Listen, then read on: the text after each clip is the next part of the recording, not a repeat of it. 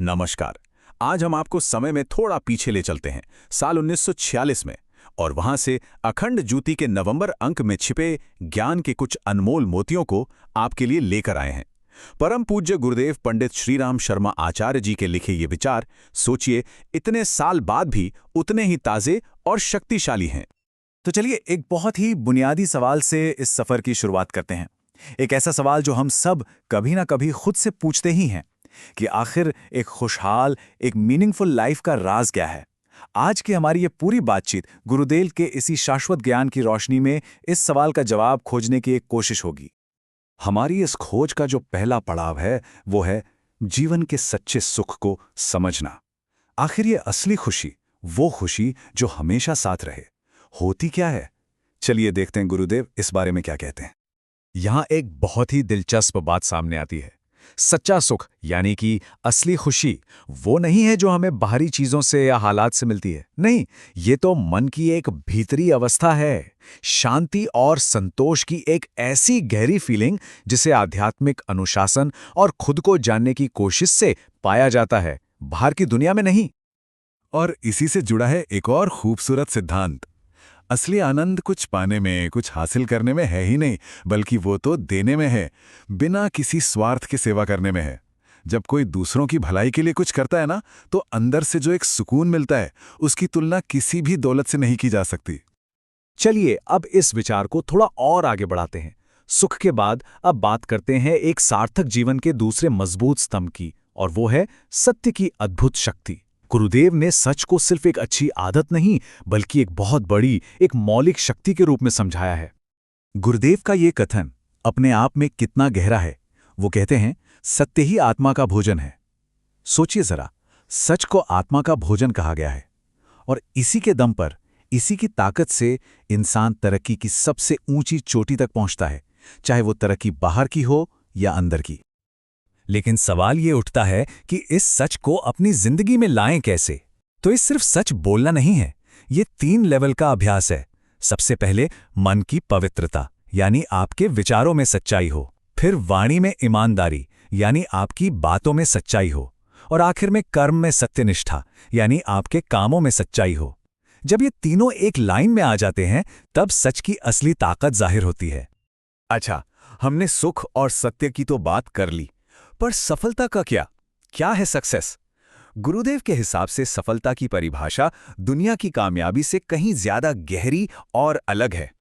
यहां सफलता के 2 रूपों में एक बहुत बड़ा फर्क समझाया गया है। एक तरफ है दुनियावी सफलता, यानी पैसा, पद, शोहरत, जो अक्सर बाहरी होती है और टेम्परेरी भी।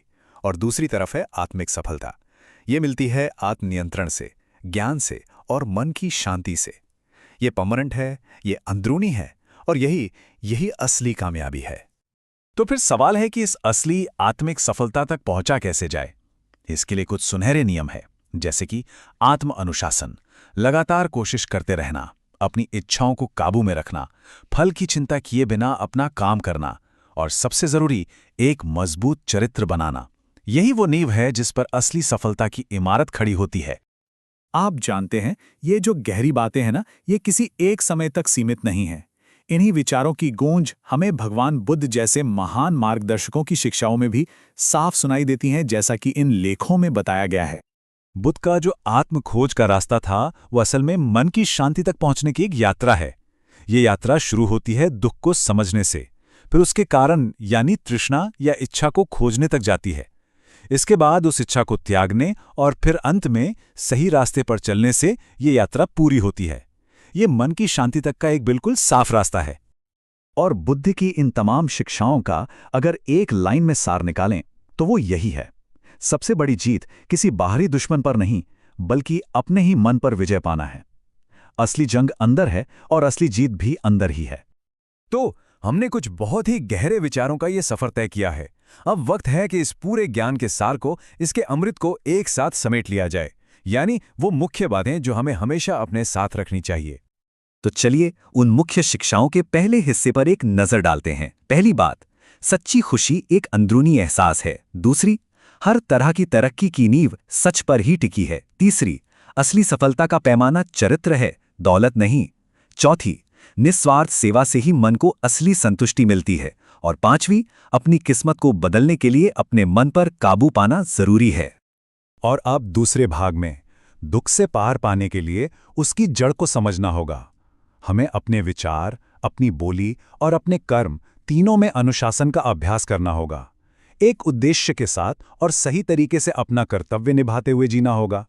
ये याद रखना होगा कि ज्ञान पूरी मानवता के लिए एक ऐसा गाइड है जो कभी पुराना नहीं होता, और आखिर में जीवन में आध्यात्मिक यात्रा ही सबसे जरूरी यात्रा है। तो अब जब हमने इतना कुछ जाना और समझा, सबसे बड़ा सवाल यही उठता है कि इस अनमोल ज्ञान को हम अपनी रोजमर्रा की जिंदगी में उतारें कैसे? क्योंकि ज्ञान का असली फायदा तो उसे सुनने में नहीं, बल्कि उसे जीने में है ना? ये एक ऐसा सवाल है जिस पे हम सभी को शांति से जरूर सोचना चाहिए।